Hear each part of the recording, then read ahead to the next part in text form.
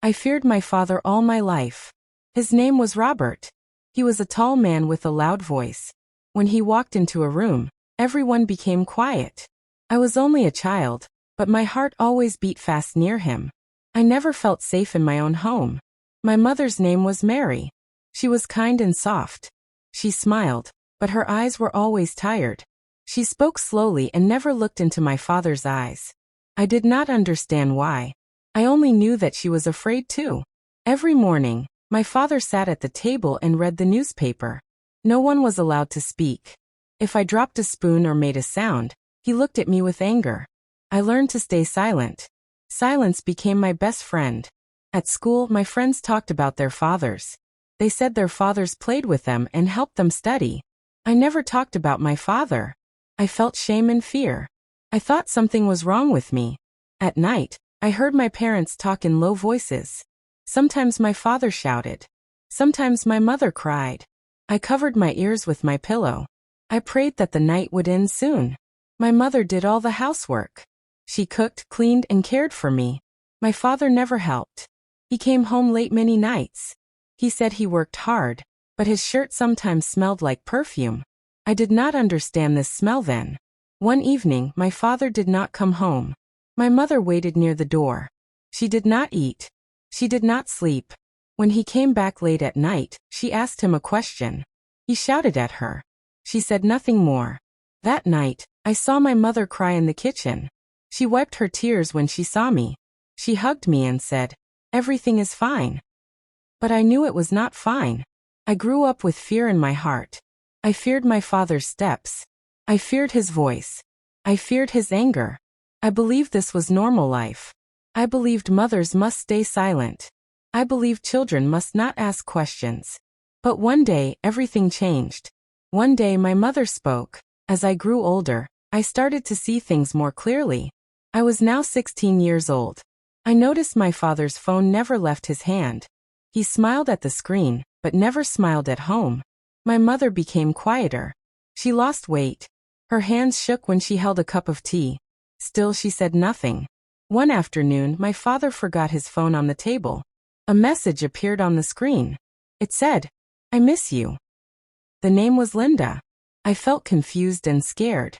I did not touch the phone. My mother saw the message too. Her face turned white. She sat down slowly. She did not cry. She did not shout. She only looked tired. That night, my father came home late again. My mother asked him calmly, "Who is Linda?" My father laughed and said, "You think too much." My mother said nothing. Days passed. My father started staying out more. He stopped eating dinner with us. My mother cooked less. The house felt empty, even when we were inside it. One evening, I heard my parents talking again. This time, my mother's voice was stronger. She said, "I know everything." My father shouted. He said it was her fault. He said she was boring. He said she was weak. I felt anger for the first time in my life. I wanted to protect my mother, but I was afraid. My mother cried that night, but not like before. This time, her tears were quiet and deep. She looked at me and said, "I stayed silent for you." I did not understand. I asked why. She said, "I wanted you to have a family." That night, I learned a painful truth. My father had another woman. He had been unfaithful for many years. My mother knew, but she stayed. I felt my fear change into sadness. I felt my respect for my father disappear. I felt love for my mother grow stronger. Still, my mother had not fully spoken. Her voice was coming slowly, like a storm. One morning, my mother woke up early. She wore clean clothes and tied her hair neatly. She looked calm, but strong. When my father came to the table, she spoke. Her voice did not shake. She said, "I know about Linda. I know about the lies. I know about the years you hurt me." My father laughed at first. Then he saw her eyes. He stopped laughing. My mother said, "I stayed silent because I was afraid. I stayed silent because of my child. But silence is killing me." I watched from the door. My heart was beating fast. My father shouted, "You are nothing without me." My mother replied, "I am a mother. I am enough." Those words changed everything. My father tried to speak, but my mother continued. She said, "You broke my trust. You broke this family. I will not stay silent anymore." For the first time in my life, I saw my father quiet. He had no answer. That day, my mother packed a small bag. She did not cry. She held my hand and said, "We deserve peace." We left the house. I felt fear again, but it was different. It was mixed with hope. We moved to a small apartment. It was not big, but it was quiet. No shouting. No fear. My mother started working. She smiled more. She slept better. I saw a new woman in her. Sometimes I still felt sad. Sometimes I missed the idea of a family. But I did not miss the fear. My father tried to call. My mother did not answer. She told me, "Love without respect is not love." That day, my mother spoke not only to my father, but to life itself. Life slowly became better. I focused on my studies. My mother supported me in every way.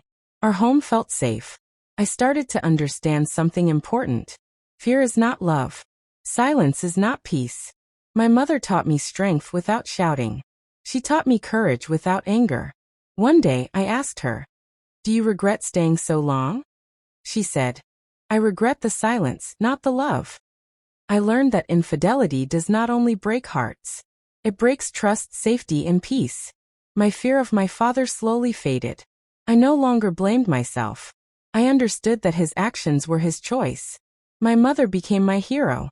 Not because she stayed, but because she finally spoke. Today, when I hear loud voices, I do not freeze anymore.